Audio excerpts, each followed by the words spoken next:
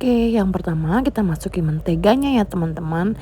Nah, ini pastikan tangan kalian bersih dan sudah dicuci ya. Kemudian kalian pecahkan telur dan masukkan dalam wadah yang udah ada menteganya.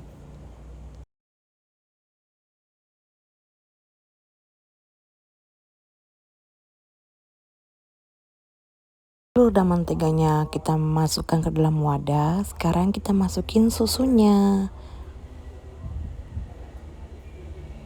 dan ragi. Nah, jadi aku lupa di awal bilang kalau aku juga pakai vanili ya. Aku pakai vanili sebanyak 5 bungkus. Ini aku masukin vanilinya dan gula, kemudian gula.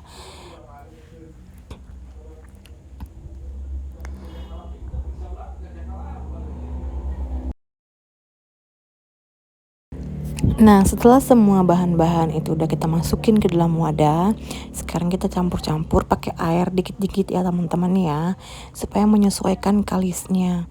Nah, ini karena masih enteng, jadi kita masih bisa pakai sendok ya teman-teman ya. Nah, kalau kalian tanya bisa nggak ya pakai mixer? Nah, jawabannya sebenarnya lebih bagus kalau diulek pakai tangan atau pakai sendok dulu gitu. Jangan pakai mixer karena kita nggak perlu yang halus-halus banget kok gitu.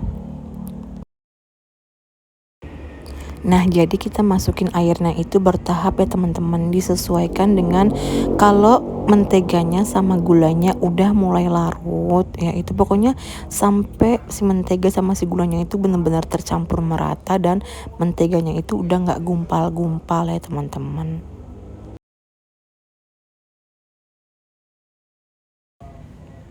Nah, kemudian kalau menteganya kita lihat udah semuanya nggak menggumpal, baru kita masukin tepung terigunya teman-teman ya. Jadi ini tepung terigunya kita aduk-aduk sampai semua bahannya tercampur merata.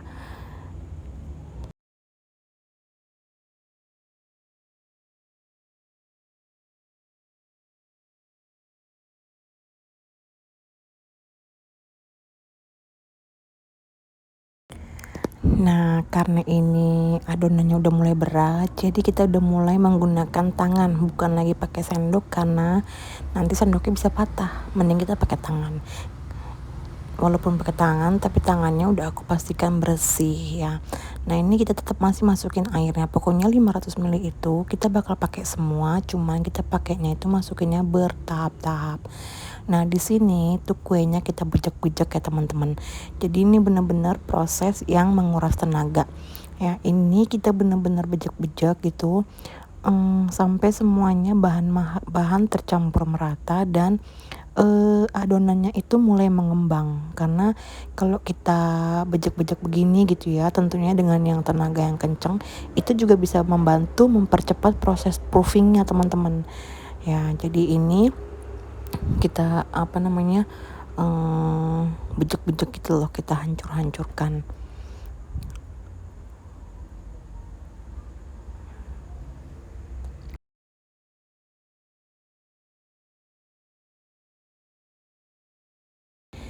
Nah teman-teman, ini adonannya udah mulai kalis ya. Ini adonannya tuh udah mulai kayak lembek-lembek gitu ya. Nah ini udah. Sambil menunggu, jadi tadi adonannya itu kita proofing ya, biarkan dia mengembang. Kita tutup selama kurang lebih selama 1 jam. Nah, sambil menunggu kita ngolesin dulu baki yang buat untuk bakar rotinya itu dengan mentega. Ini kan tadi plastik sisa mentega kita ya, jadi ini bersih dan menteganya baru. Nah, ini kita oles semuanya supaya tidak lengket gitu ya si adonannya waktu dibakar. Dan juga ini bisa memberikan aroma yang harum, lebih harum gitu nanti kuenya.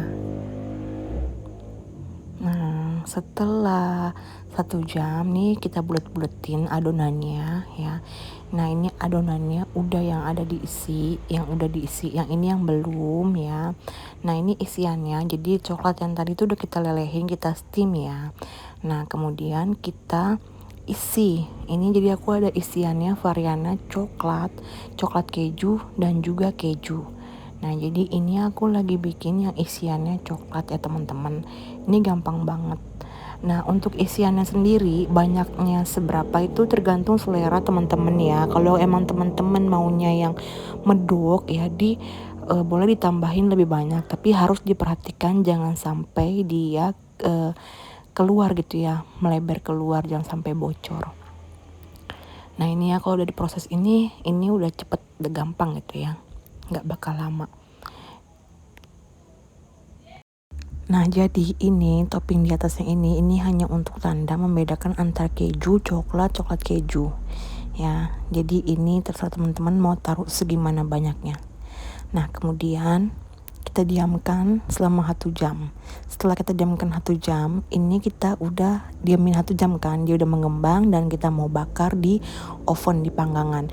Ini aku panggang selama kurang lebih pertamanya tuh 20 menit, kemudian aku balik 10 menit, jadi 30 menit dengan api 90 derajat Celcius. Nih ya, aku udah 20 menit dan ini 20 menit aku balik. Nah, setelah dibalik itu 10 menit. Dan ini setelah matang. Kalau udah matang, atasnya dipakein mentega teman-teman, supaya asin, gurih, dan warnanya juga lebih cantik. Nah, ini sih enak banget beneran teman-teman. Ini juga bisa jadi model usaha, bisa jadi ide usaha ya teman-teman. Jadi satu adonan tadi itu ya, itu dapat sebanyak 110. Nah, teman-teman, kalian wajib banget untuk coba ya, karena ini gampang, simple, dan mudah banget untuk diikutin. Ini cocok banget buat ide usaha, bisa jualan, juga untuk acara kalau lagi mau ada acara. Ini cocok banget ya teman-teman. Nah, teman-teman, makasih ya buat kalian yang udah nonton video aku dari awal sampai akhir. Jangan lupa untuk like, comment, subscribe, and share. Makasih udah menonton. Sampai ketemu lagi di video berikutnya.